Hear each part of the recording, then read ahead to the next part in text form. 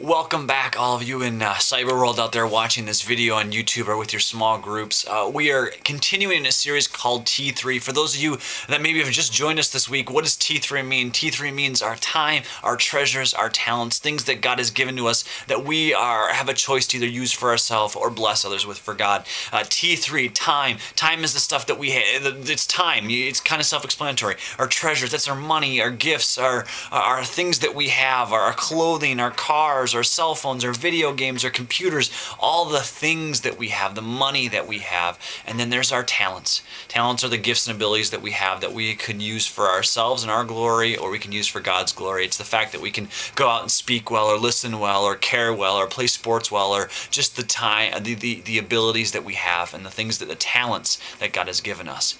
We're talking about those things. We're diving through those things, working with us, kind of talking about this challenge that we've been issued to go out and do something and impact somebody with those things, and hope you're working on those. But this week I want to talk to you kind of about where our place is in this whole thing. And to kind of get us all started off, I want to talk about musicals. I know, guys, stay with me here a little bit. I'm a guy, and I like musicals. I hope that doesn't make me sound weird or like that. I've seen a lot of musicals. My favorites include Phantom of the Opera, and I've also seen Rent, a really good one. I've worked on a few, Oliver, Wizard of Oz, Joseph and the Amazing Technicolor Dreamcoat. I was in Charlie Brown, You're a Good Man, Charlie Brown. Also seen things like Brigadoon.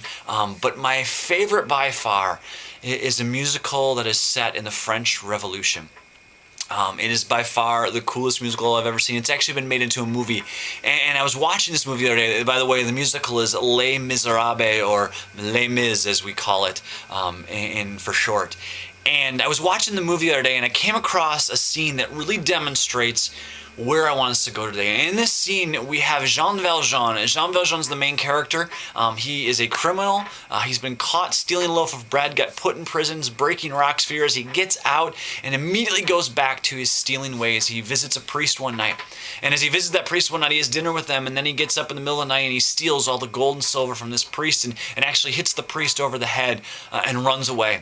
Well, he gets caught later that day. He has to come back to the priest's house. The soldiers have him. The priest sees him, and he looks at him in the eye, and he says, Jean Valjean, you forgot the candlesticks. And he tells the guards, the soldiers, he said, you know what? I gave him this stuff. I gave him all the stuff that's in his bag, and he deserves it, so let him go. And he dismisses the soldiers. And then as he's giving Jean Valjean back the silver that Jean Valjean stole from this man of God, he looks him in the eye and he says, you were bought. You've made a promise, Jean Valjean. And Jean Valjean goes, what? I made a promise? What do you mean? He says, yeah. You promised to use this for good. Basically what that priest is saying is, Jean Valjean, I have bought you back. You should be in prison right now. You should be in trouble right now. But I give this stuff to you to go and use for good, to go and use for God. And I ask you this question today. Have you been given a big gift from God? And the answer from all of us should be yeah. We were given the blood and the death of Jesus Christ. We've also been given other big gifts from God. Our talents, things that we're good at, our time, this ability, this life that we have, our treasures. And what are we doing with that? Well, we kind of have two choices as we walk through this world. We can either be a partner with God, or we can be an owner. Basically, it looks like this. If you're an owner, you own it all. It's yours. You've been given these gifts and talents. You've been given this money and these treasures. You've been given time, and you look at it and you say, how can I use all this to benefit me? I own it. It's mine. No one can take it from me. I'm going to use it for myself, and only for myself.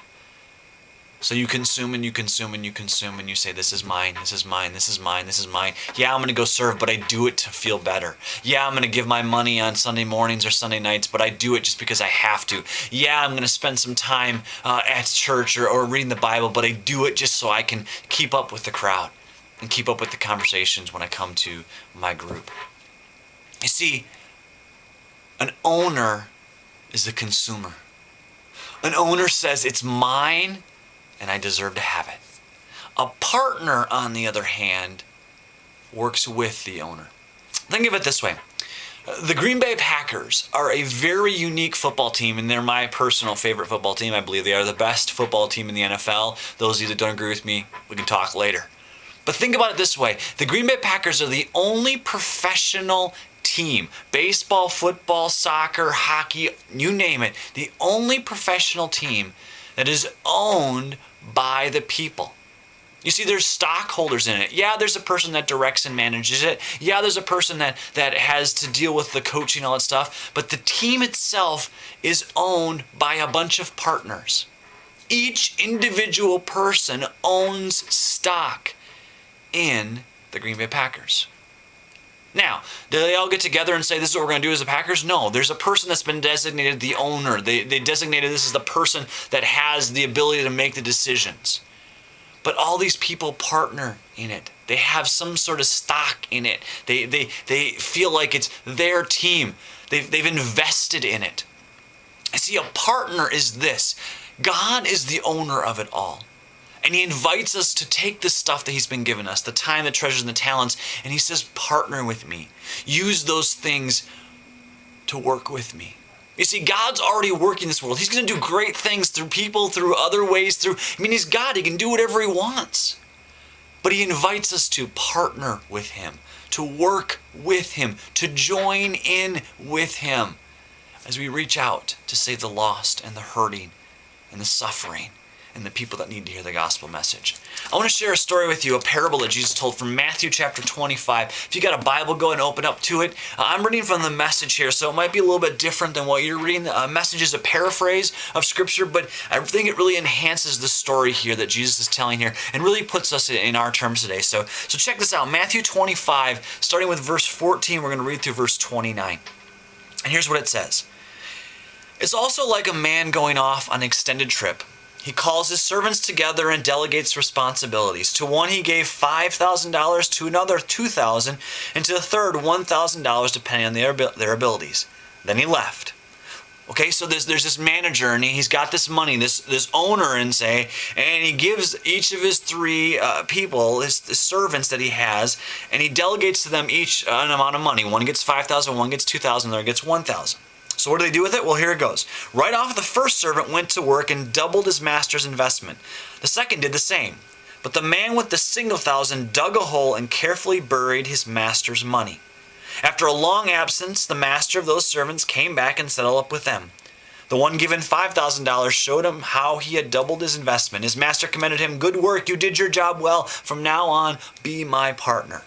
The servant with $2,000 showed how he had also doubled his master's investment. His master commended him, "Good work, you did your job well. From now on, you will be my partner." The servant given $1,000 said, "Master, I know you have high standards and hate careless ways, that you demand the best and make no allowances for error. I was afraid I might disappoint you, so I found a good hiding place and secured your money. Here it is, safe and sound, down to the last cent." So there's three guys. They each have an amount of money. The guy with $5,000 goes and invests it, and he comes back with $10,000. The guy that had $2,000 goes and invests it, and he comes back with $4,000. The guy with $1,000 goes and buries it in a hole and comes back and gives back $1,000. And then it goes on to say, the master was furious. He says, "That's a terrible way to live. It's criminal to live cautiously like that. If you knew I was after the best, why did you do less than the least? The least you could have done was to have been invest the sum with the bankers, where at least I would have gotten a little interest." So the master's mad. He's like, "What are you doing?" And then he says, "Take the 1,000 and give it to the one who risked the most, and get rid of this play it safe who won't go out on a limb. Throw him out into the darkness." So why do I read that? What's the whole point behind that? Well, Jesus is trying to say something here. Jesus is saying, I've given you all gifts. I've given you all time, treasures, and talents. To some of you, it seems like you have $5,000 worth of stuff. To some of you, it seems like you have $1,000 worth of stuff. For some of you, it seems like you only have $2,000. These are kind of scales, and we kind of see those people. Some people have a lot of time. Some people have a short amount of time. Some people have a lot of treasures. Some people don't have a lot of treasures. Some people have a lot of talents. Some people don't have a lot of talents. See, Jesus is saying it doesn't matter how much you've been given. He's saying, what are you going to do with what I have given you? He's saying, I'm an owner, and I give this to you, my servant, my child.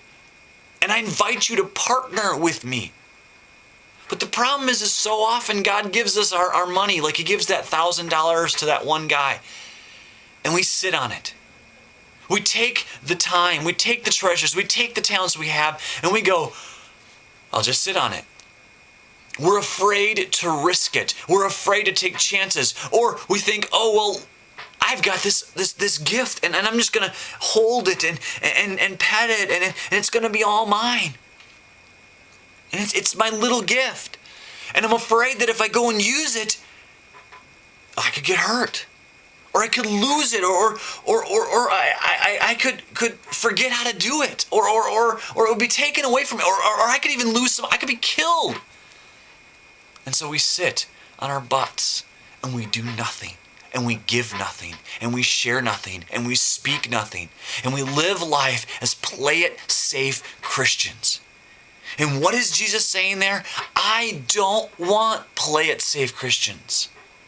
I want ones that are willing to take risks. I want ones that say, I've been given $5,000 worth of stuff. I'm going to take the risk and give it away. I'm going to invest it. I'm going to go out and see what God can do with what he's given me. Yeah, I may lose my life. Yeah, I may lose some of my money. Yeah, I may lose some of my talents and abilities, and people may laugh at me. But I worship a God that says, risk it all for me. He risked everything for you. He gave his life for you. And all he asks in return is partner with me. Again, God's doing it already. He's working in this world. He's working through people already. He is asking you to join the team. He is asking you to get off the bench, to get off your butt and get into the game and join and partner with him. The question is this: do you want to be a partner, or do you want to be an owner? Do you want to go before God someday and say, God, thank you for all these gifts and talents. They made me look so great and so awesome. And man, or God, I was afraid. I was afraid I would lose this. I was afraid that I wouldn't have this gift. I was afraid that you would tell me I did a bad job. Or do you want to go before God one day and say, God, I risked it all for you. You're awesome. You're amazing, because I saw it time and time again how you work and use me as you choose to partner with me, a sinner, a lowly human being, and do amazing things through me. It's your choice. You can do what you want. But I pray that you would see the benefit of being a partner over being an owner, of being someone that joins the team rather than one that just consumes and takes everything.